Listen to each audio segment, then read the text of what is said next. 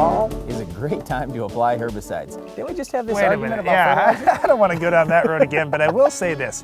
One other job that you could do right now in the fall is be putting on some of the herbicides to save yourself some time in the spring. Well, what we've run into on our farm this fall is conditions have been really wet. So there have been some days that we just could not go in the field to do tillage or to combine, but you know what? We could pull the sprayer out. We could do a little spraying in pastures or some spraying in ditches. And at some point this fall, we want to do some spraying in fields too. So we wanted to talk about some of the general guidelines for spraying herbicides at this time of the year. All right, well, let's talk about ditches and pastures right away, because that's something, like you say, it's a rainy day job. You can't be doing anything else, but there are some weeds out there that you can take care of. And a lot of times it's tough perennial weeds or biennial weeds. Man, it's really a nice deal if we can get them under control now, because by springtime when we get out there, they're way ahead of everything else and they're tough to control in the spring. Well, yeah, it is, but here was our dad's argument. Just the other day we were having this discussion. He said, well, I think the stuff works a lot better in the spring. And I said, Dad, you know what? I agree with you.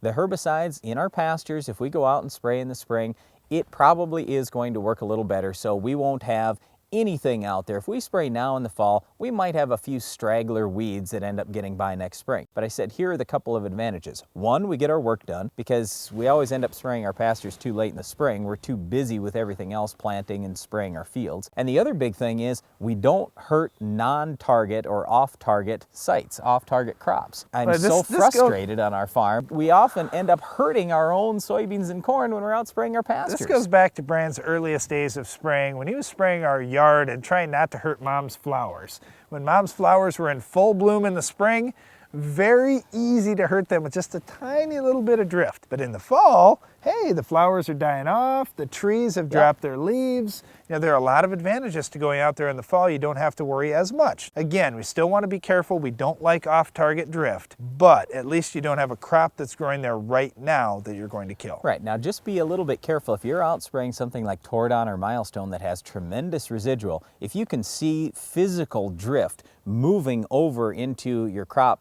ground, into your field, that's not a good thing, because that residual is going to be there to kill next year's soybean crop most likely, or even the soybean crop 4 years from now.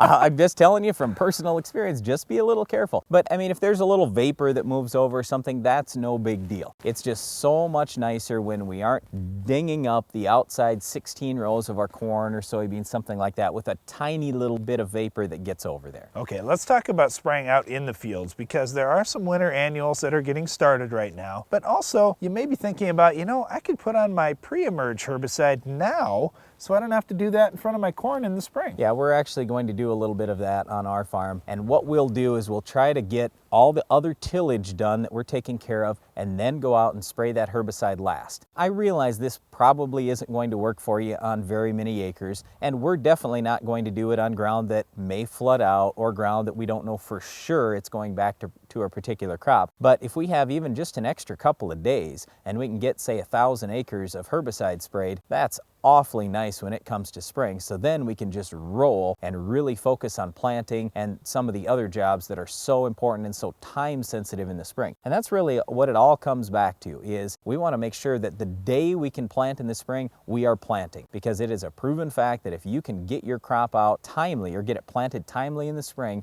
you're on average going to have better yield. Now, I realize when you get the crop out in the fall, it's pretty nice just to sit back and say, oh, this feels so good. All the main work is done, but there are still some jobs to be done. And if you are blessed with good weather, getting things like herbicide sprayed, maybe in pastures or ditches, or even out in fields, could be a big thing for you. Okay, so a couple last tips here with fall herbicide spraying. Use liquid 28% as a carrier instead of water. That way you don't have to worry about freeze up as much. And the other thing, you may want to bump your rates just slightly if you're applying out in your fields in the fall. You don't have to bump them much, but maybe a 5 or 10% increase and you're probably good. One of the weeds that you may be targeting is our weed of the week. We'll show you how to control it coming up next.